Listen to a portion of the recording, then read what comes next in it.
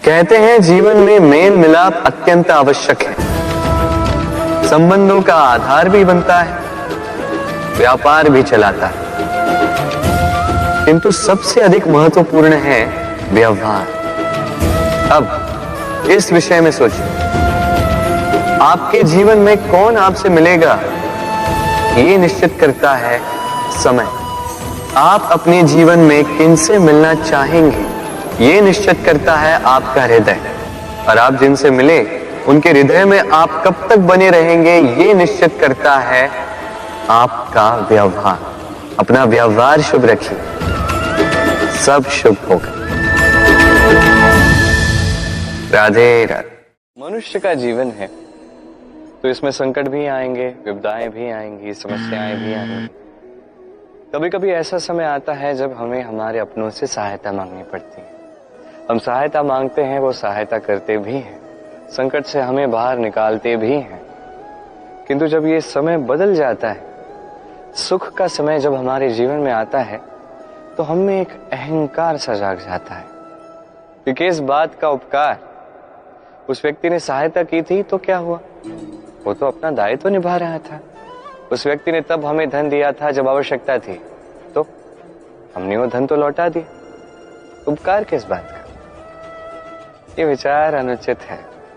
यदि कोई व्यक्ति आपकी तब सहायता करता है जब कोई नहीं कर रहा, जब आपको सबसे अधिक आवश्यकता है, तो वो सहायता अमूल्य है और वो उपकार ही है।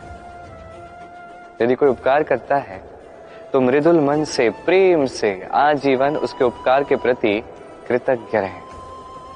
क्योंकि संसार में सत्य कहूं तो उपकार करने वाले व्यक्ति बहुत ही कम हैं, और उपकार का स्मरण रखने वाले कृतज्ञ जन और भी कम। इसलिए जीवन में कृतज्ञ रहिए और मेरे साथ प्रेम से कहिए राधे राधे। हम सदैव चाहते हैं कि ये संसार हमें ज्ञानी कहे, बुद्धिमान कहे, समझदार कहे, किंतु मूर्ख कभी न कहे। मूर्ख इस शब्द से सभी कतराते, दूर भागते हैं, किंतु एक सत्य से सभी अनजान हैं। मूर्ख बनना बुद्धिमान बनने की ओर पहला कदम होता है।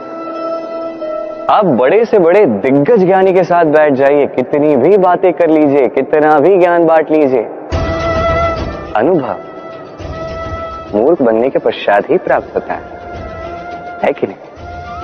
मूर्ख बनने के पश्चात आपको ये समझ में आता है कि क्या नहीं करना चाहिए।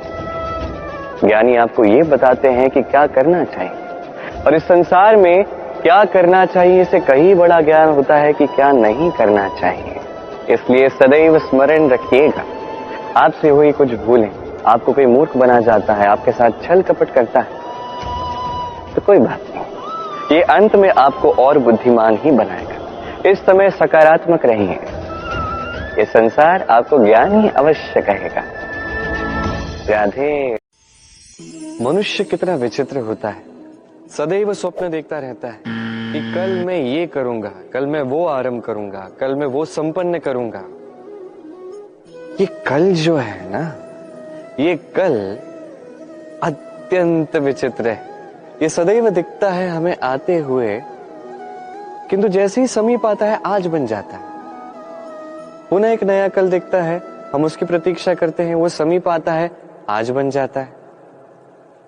ये कल सदैव झूठी सांत्वना देता है कि वो आ रहा है, किंतु वो कभी नहीं आता।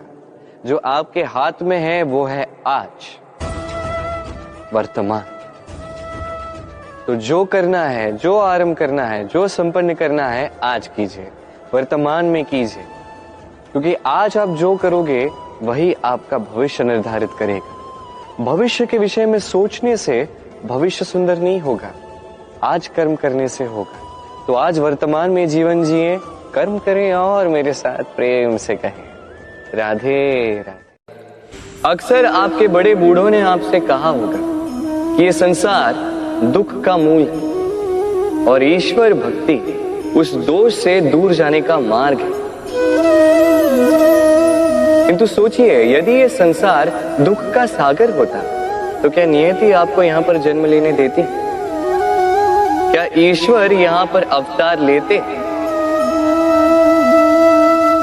जब समस्याओं पर हमारा वश नहीं चलता, हम आरोप लगाते हैं इस संसार पर। यहाँ के लोगों सोचते हैं कि काश मैं यहाँ पे आया ही ना हो।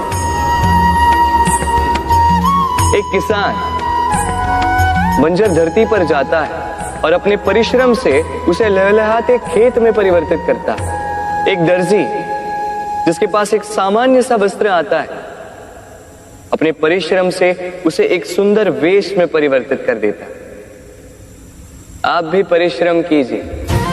ये महत्वपूर्ण नहीं है कि आप किस संसार में आए, ये महत्वपूर्ण नहीं है कि आप यहाँ कैसे आए। यदि कुछ महत्वपूर्ण है तो वो ये है कि जब आप गए तब आप इस संसार को कैसा छोड़कर गए। तो ये सोचकर जिए कि जो किसी के लिए नर्क है उसे किसी का स्वर्ग बना के निकलोगे तो आपका जीवन और आपका संसार दोनों धन्य हो जाएंगे।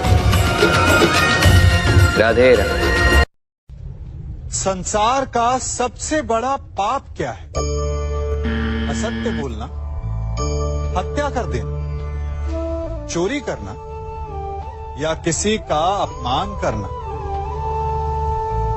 संसार का सबसे बड़ा पाप है किसी निर्बल को सताना, और संसार का सबसे बड़ा दंड भी उस निर्बल के मुख से निकली हाय है। आप देख रहे हैं मैं क्या कर रहा हूं? मैं लौह पिघला रहा हूं, और ये लौह पिघलता है इस चमड़ी की बनी धूनकी से निकली हवा से। तनिक सोचिए, एक मृत पशु की खाल से बनी धूनकी इतने कठोर लोहे को भस्म कर सकती। ठीक उसी प्रकार आप चाहे जितने भी शक्तिशाली क्यों ना हो, यदि आपने किसी निर्दोष, किसी निर्बल को सताया तो उसके मन से निकली हाय और उसका श्राप आपके जीवन को भस्म कर सकता है। व्यक्ति किसी और वस्तु या भाव से परिचित हो ना हो, भय और भविष्य दोनों ही व्यक्ति के मन में सदैव रहते हैं, जिनका अस्तित्व व्यक्ति के अस्तित्व पे भारी रहता है। विचित्र है ना? वह वो है जिसे आप नहीं जानते, जो अनजान है, और इसी कारण आपको भय लगता है कि ना जाने क्या होगा। भविष्य वो है जो अब तक घटा ही नहीं, तो जो घटा ही नहीं उसके विषय में चिंता क्यों? आपके हाथ में है वर्तमान। वर्तमान के कर्म सत्य मन से कीजिए और सोचिए ये कि अपने कर्मों को और कितनी श्रेष्ठता से किया जा सकता है। इसलिए आप विश्वास कीजिए, यदि वर्तमान के कर्मों को आप सत्य मन से करोगे तो भय स्वयं ही निकल जाएगा और भविष्य का फल अवश्य ही मीठा होगा। इसलिए भय और भविष्य से डरना छोड़ दीजिए, इस वर्तमान को जी। मन, मनुष्य, मान, इन तीनों का प्रारंभ मन से ही होता है ना? किंतु आज हम बात करेंगे मान के विषय में। मान वो भाव है जो हमारे मन को संतुष्टि देता है। इस पात्र में भरे जल की भांति, जो जल इस पात्र के होने का कारण इसका अस्तित्व बनाए रखता है। अब मान से बनता है स्वाभिमान और अभिमान, और इन दोनों में बहुत अंतर। जो जल इस पात्र के भीतर समाया है वो है स्वाभिमान, जो हमारे मन का संबल है, सहारा है, तो इस पात्र के भीतर ठंडा रहता है और पीने वाले को भी ठंडक पहुंचाता है।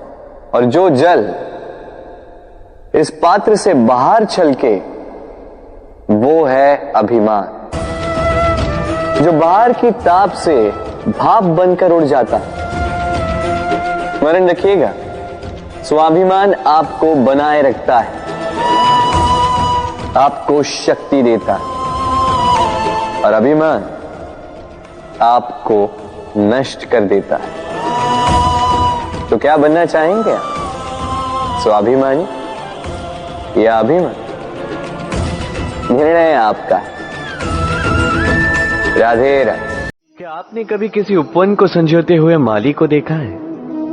कभी किसी एक वृक्ष पर दीमक लग जाते हैं। माली उस एक वृक्ष का नहीं, समस्त उपवन का उपचार करवाता है। अब आप कहेंगे ये कैसी मूर्खता है? दीमक एक वृक्ष पर लगे हैं, समस्त उपवन का उपचार किस लिए करवाना? अरे परिश्रम बचा सकते थे। किंतु माली अच्छे से जानता है दीमक भले ही एक वृक्ष पर लगे हो, नाश पूरे उपवन का कर सकते हैं। अब माली की ये सोच, ये सीख कहीं और भी लागू होती है। इस संसार में हम केवल अपने परिवार के विषय में सोचते हैं, उनका ध्यान रखते हैं, प्रयास करते हैं कि वो संपन्न रहे, सुखी रहे, और उसी समय इस समाज के कुछ विरोधी तत्व इस समाज को खा जाते हैं, इसे नष्ट कर जाते हैं, और हमारा ध्यान केवल अपने परिवार पर। इसलिए जब बात आती है राष्ट्र की, देश की, तो उसके लिए भी निर्णय लेना होगा, उसके लिए भी त्याग करना होगा। और स्मरण रखिए, जो भी समस्या है उसका निवारण पूर्ण रूप से करना अनिवार्य है। इस संसार में हर एक व्यक्ति जो अपने परिवार का भी ध्यान रखेगा, समाज का भी ध्यान रखेगा, और उचित रूप से इस देश का भी ध्यान रखेगा, तभी ये देश संपन्न कहलाएगा। तो आप भी उचित प्रयास कीजिए और मेरे साथ प्रेम से कहिए, राधे राधे।